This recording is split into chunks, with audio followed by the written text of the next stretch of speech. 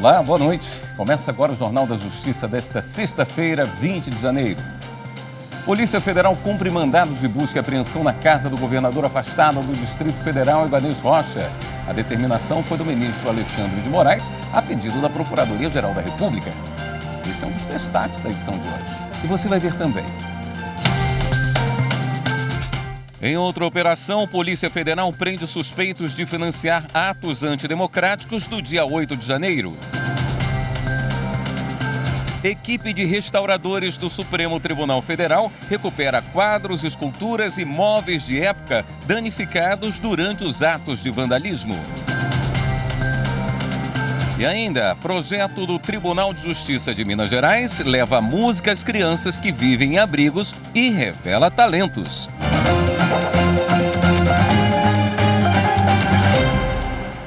Nessa sexta-feira, a Polícia Federal cumpriu mandados de busca e apreensão contra o governador afastado do Distrito Federal, Ibanez Rocha.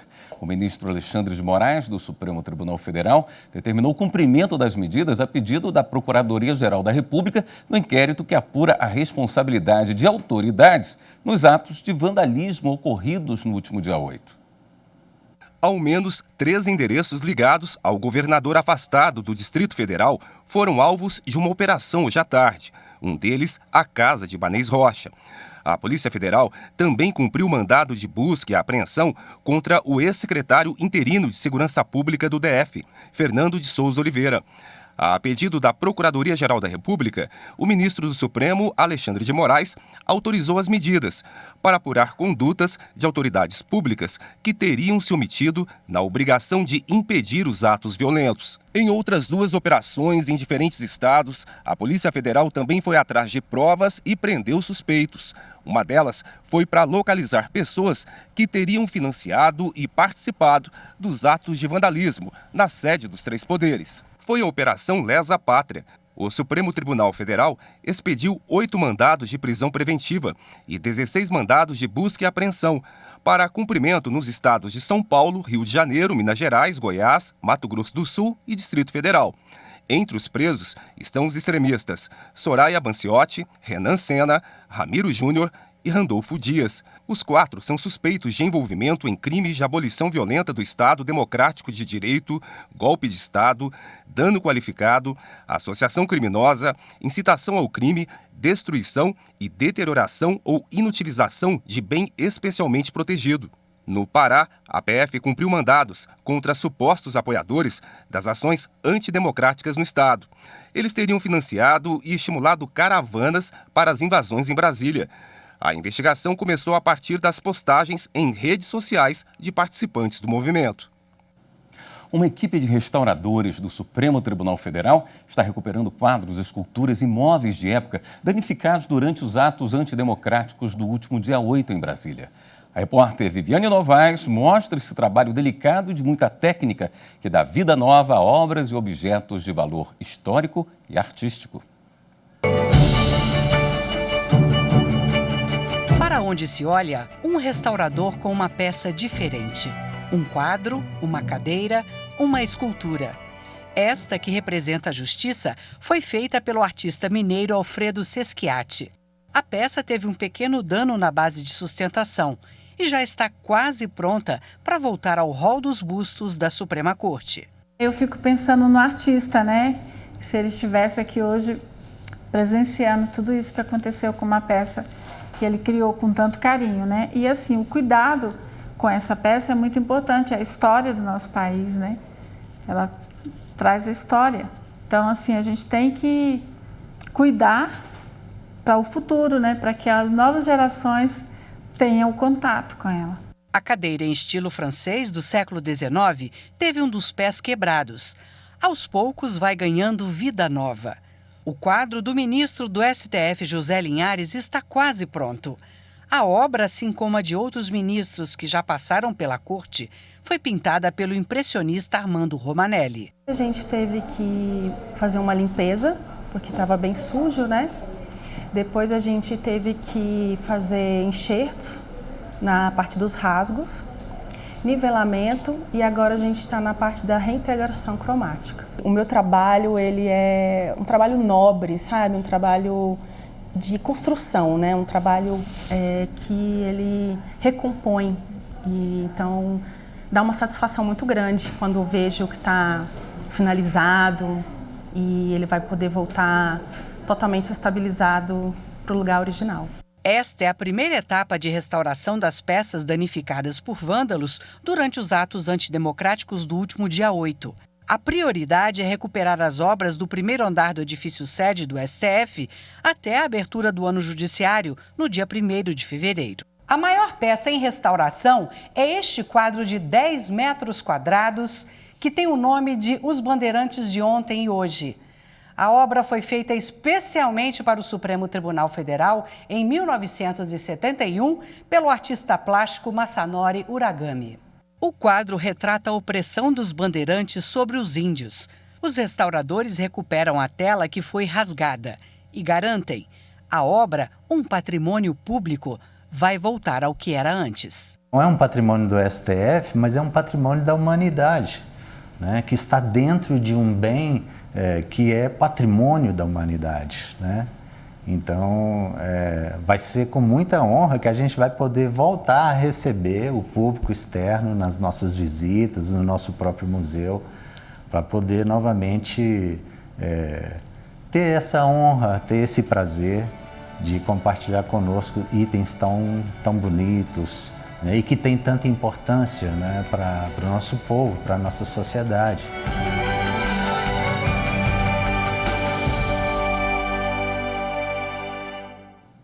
A Justiça do Rio de Janeiro aceitou o pedido de recuperação judicial da Americanas.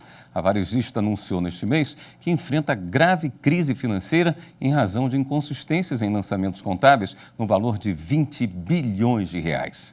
O valor total das dívidas da rede chega a 43 bilhões de reais entre mais de 16 mil credores.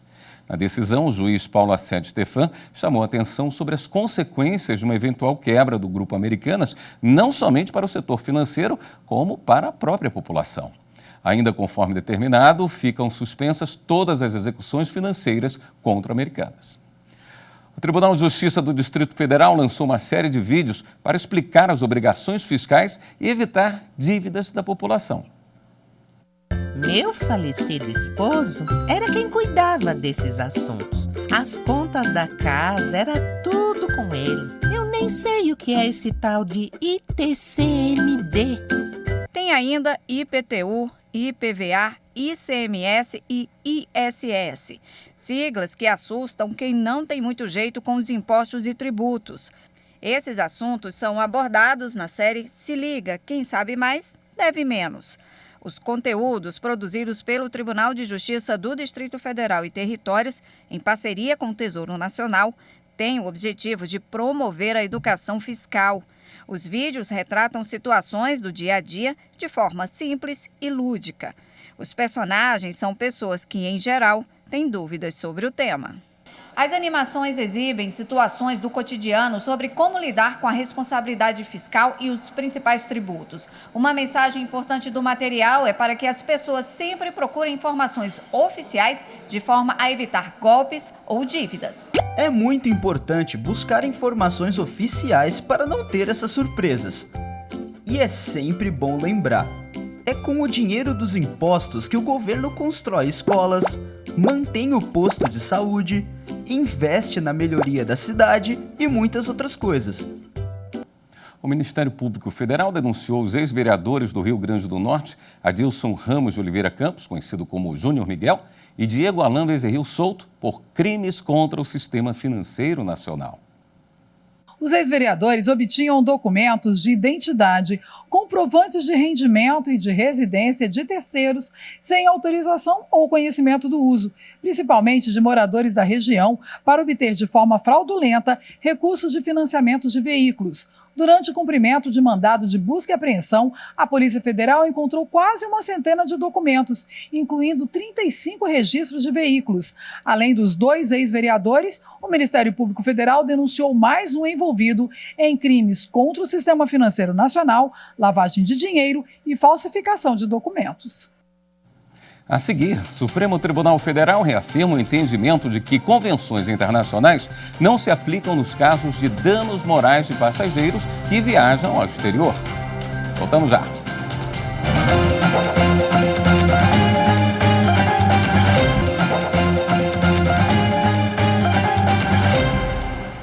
Convenções internacionais não se aplicam a dano moral em transporte internacional de passageiros.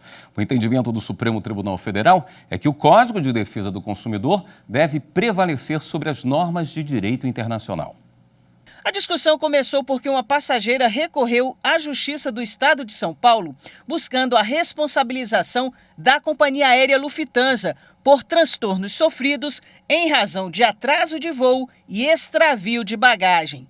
O processo por danos morais usou como fundamento o Código de Defesa do Consumidor. O pedido foi negado na primeira instância com o argumento de que seriam aplicáveis as convenções de Varsóvia e Montreal, que unificam as regras internacionais sobre o transporte aéreo de passageiros, bagagens e cargas. A passageira recorreu e o Tribunal de Justiça paulista aceitou o recurso, por entender que, por se tratar de dano moral em voo internacional, o caso se enquadra no Código de Defesa do Consumidor e condenou a companhia aérea a pagar R$12 mil pelos danos.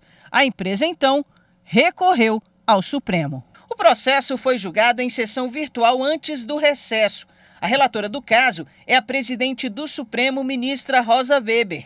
Ela manteve o acórdão do Tribunal de Justiça de São Paulo. Ressaltou que a jurisprudência da Corte tem reafirmado a aplicabilidade do Código de Defesa do Consumidor às hipóteses de indenização por danos extrapatrimoniais. O plenário, por unanimidade, seguiu o voto da relatora.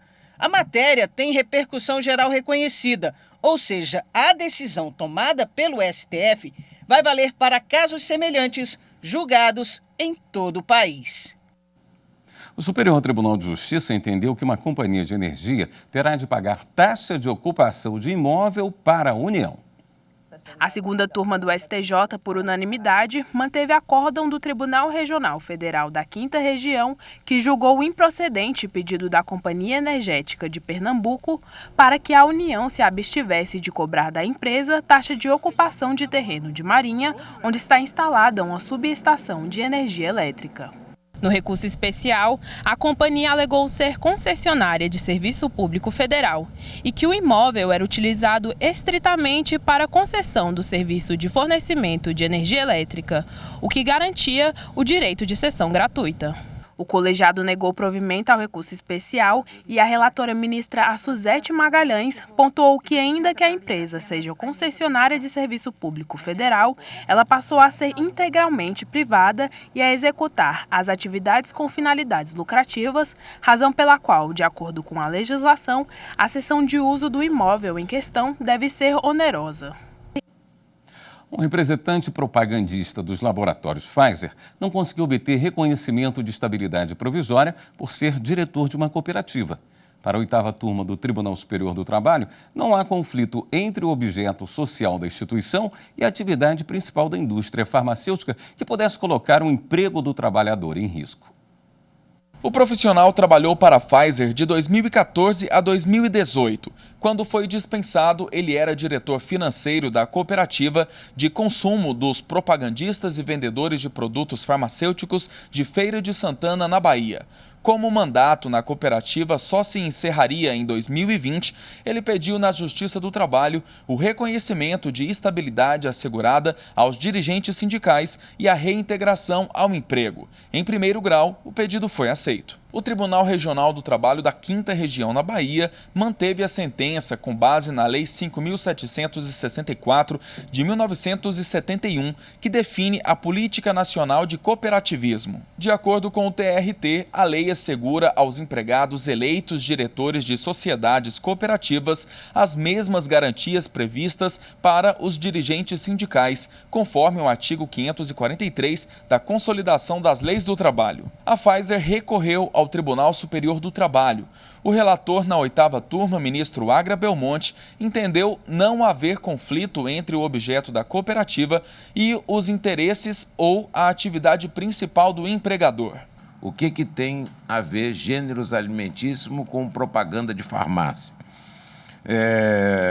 Então, por essa dissonância entre o objeto da cooperativa e aquilo que o trabalhador exerce na empresa, eu penso que esse trabalho dele na empresa não o coloca em risco em relação ao exercício da atividade como dirigente de cooperativa, porque se colocasse em risco, aí sim, nesse caso, seria a hipótese de se configurar essa estabilidade. Assim, a 8ª turma do TST entendeu que o profissional não tem direito à estabilidade provisória por ser diretor da cooperativa. A decisão foi unânime. Estão abertas as inscrições para a 6ª edição do Núcleo de Estudos em Direito do Consumidor. O evento é organizado pela Escola Paulista da Magistratura. Os encontros serão online toda sexta-feira, das 10 ao meio-dia. Começam dia 10 de março e vão até o dia 1º de dezembro. Os debates terão como eixo principal a temática superendividamento e alterações no Código de Defesa do Consumidor.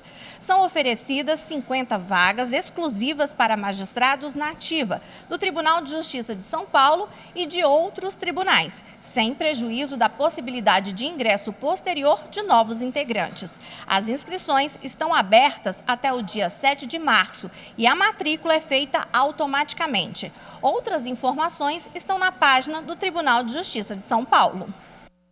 No próximo bloco, o projeto social do Tribunal de Justiça de Minas Gerais leva a música às crianças que vivem em abrigos. Voltamos em instantes.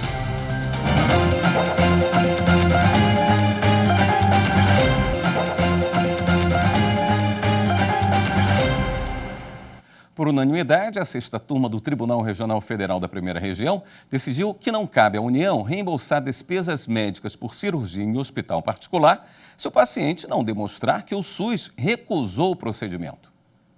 Como resultado de um acidente doméstico, a mulher fraturou o fêmur da perna esquerda e considerou que não recebeu o atendimento de saúde que precisava. Ela pediu na Justiça a condenação da União, do Estado do Pará e do município de Itaituba para ser indenizada por dano moral, material e estético. De acordo com a paciente, o tratamento fora de domicílio não teria sido autorizado pelo poder público. Por isso, ela fez o empréstimo bancário para pagar o tratamento na rede particular.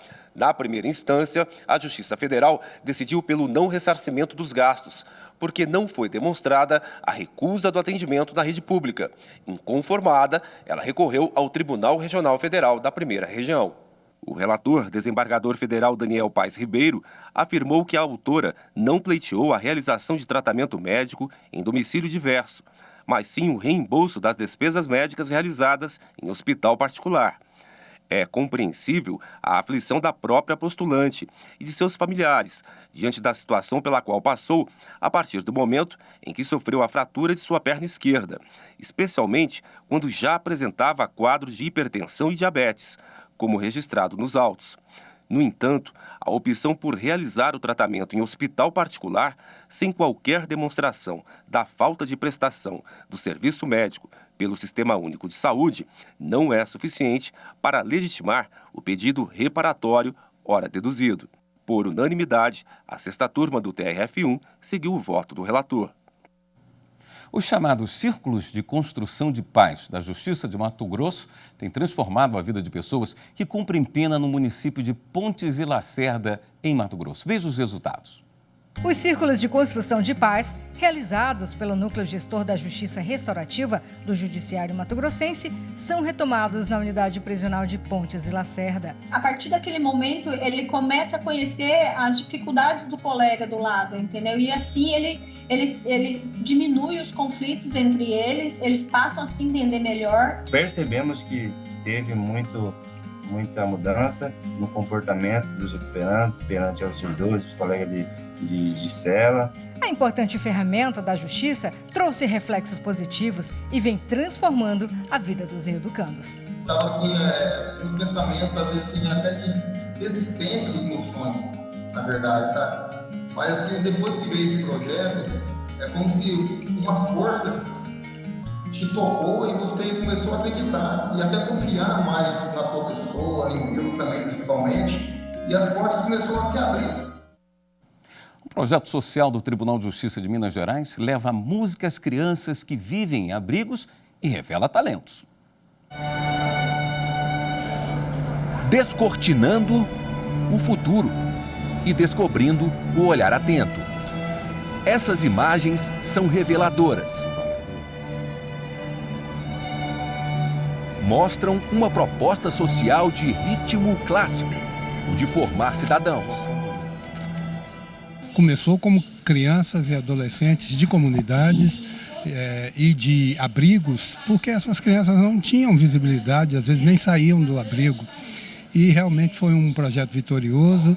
E já se vão 10 anos sendo assim. A Elaine Rio Branco colore esse futuro. Morava em um abrigo. Viu o destino se tornar um arco-íris inesperado. Esse projeto era para uma outra menina que morava comigo e na época ela não quis, aí eu pedi partir do abrigo que eu gostaria muito de fazer, né? Para mim tocar um instrumento, eu gostaria muito de aprender, eu me interessava muito. E o interesse era mútuo. Elaine queria crescer. O abrigo em que ela morava, parecido com este, queria o mesmo. Um arranjo simples, que é a soma do sucesso. Aqui é onde se abriga o coração. Um abrigo é uma casa de amor e carinho que prepara as crianças para a vida. E também eles ensinam tudo o que a criança pode saber e tem que saber do mundo lá fora. Eles ensinam todo tipo de amor e carinho. Eles fazem de tudo para a gente ser uma pessoa melhor cada dia e cada momento. E assim, com esse apoio, o menino de 10 anos isolou o passado de problemas. Ele é um dos moradores do abrigo Casa Novela, que fica na zona norte de Belo Horizonte. Com a ajuda dessa família, formada por diversas mães e pais, o menino vai rompendo o caminho. Passa por cima. Passar por cima. O garoto e a irmã dele, de 8 anos, também moradora do abrigo, fizeram isso. Venceram as barreiras. Em breve serão adotados por uma família do exterior. A Justiça é parceira de trabalhos como este. Nós temos juízes que vêm nas casas, né? Nós temos aqui desembargadores que encontram olho no olho com coordenadores. A Justiça, nossa, hoje ela não está distante, não existe um caminho muito longo entre a gente. Hoje é muito próximo e juntos a gente vai proporcionando um ambiente melhor. Nós temos uma Justiça presente. É um presente cheio de ritmo. Tanto é que Elaine, que morava em um abrigo, foi parar na Orquestra Jovem e Coral Infanto Juvenil do TJMG, como aluna. Hoje, 9 anos depois, trabalha no projeto. É professora e faz faculdade de música. A música hoje faz parte essencial da minha vida. Eu não consigo abrir mais e isso me trouxe uma nova perspectiva da vida, uma perspectiva do mundo, me trouxe esperança, me trouxe alegria, fez muita diferença. Eu dou monitoria para os outros alunos, tudo que eu aprendi eu consigo repassar. O Pedro, aluno de 18 anos, quer seguir as notas musicais de Elaine. Eu não saio daqui mais não, eu fico aqui, eu planejo... Eu tô no ensino médio ainda, planejo assim que sair daqui cursar uma faculdade de música, ficar aqui como monitor. Eu não saio daqui mais não. A Luciene Villani fica feliz. A coordenadora pedagógica e maestrina da orquestra desenha no ar a direção a seguir. O projeto ele forma esses alunos. Então, a gente tem um público especial, né, que é o nosso público prioritário, que são as crianças e jovens em situação de vulnerabilidade social, mas ele é aberto também à comunidade. Então, a gente cria um ambiente alegre, inclusivo e de aprendizado, de trocas, né, porque a gente atende a todo mundo e tenta formá-los da mesma maneira, dando as mesmas oportunidades.